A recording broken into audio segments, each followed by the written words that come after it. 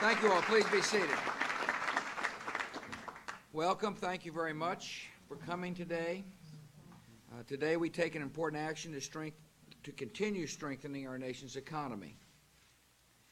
The bipartisan bill I'm about to sign makes common sense reforms to our bankruptcy laws. By restoring integrity to the bankruptcy process, this law will make our financial system stronger and better. By making the system fair for creditors and debtors, we will ensure that more Americans can get access to affordable credit. I'm pleased to be joined today by the Attorney General Al Gonzalez. I want to thank the bill sponsors in the House and the Senate. Senator Chuck Grassley of the Senate, I think you told me you've been working on this bill for 9 years. That's a long time. I appreciate Congressman Jim Sensenbrenner from the House for being the sponsor in the House. Thank you. I want to thank the Speaker. Yesterday, the Speaker and I, by the way, had the honor of opening the Lincoln Library in Springfield, Illinois. I know he'd be pleased to hear me say, if you're looking for something to do this summer.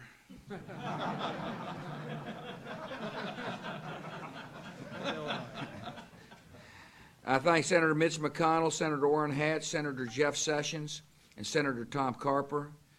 I appreciate the members of the House who are here, Mike Oxley, Rick Boucher, Bob Goodlate, Steve Shabbat. Thank you all for coming. Thanks for working on this piece of legislation.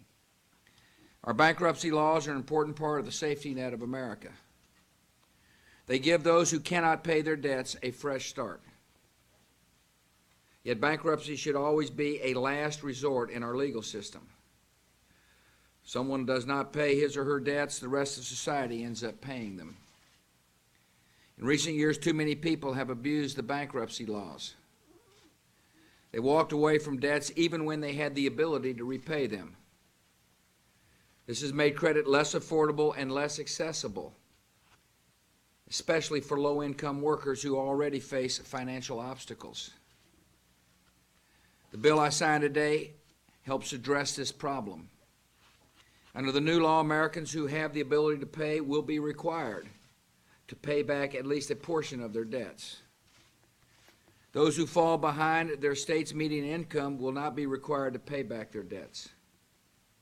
This practical reform will help ensure that debtors make a good faith effort to repay as much as they can afford. This new law will help make credit more affordable, because when bankruptcy is less common, credit can be extended to more people at better rates. The new law will also require credit card companies to let card holders know upfront what they are expected to pay and what the penalties they will face if they are late on a payment. When people get a credit card, they should not be trapped by a provision in the fine print.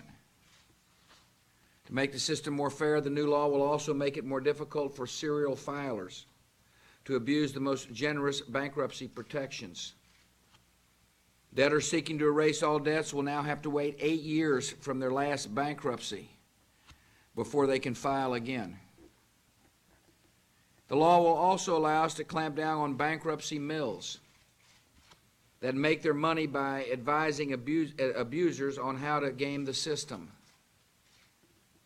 America is a nation of personal responsibility, where people are expected to meet their obligations. We're also a nation of fairness and compassion, where those who need it most are afforded a fresh start.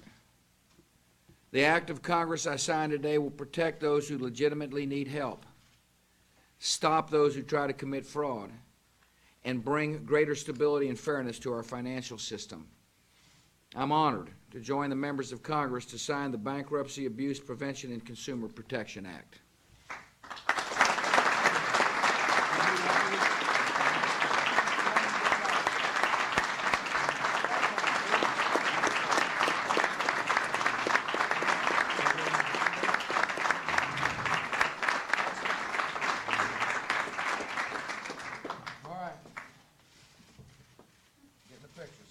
I'm ready. Ready? Done deal.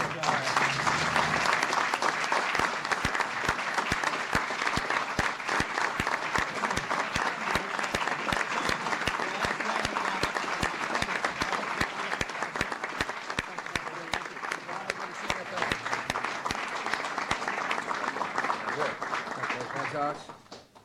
Great work. Jeffrey, fine. Thank you very much. You look beautiful in the picture. Thank you all.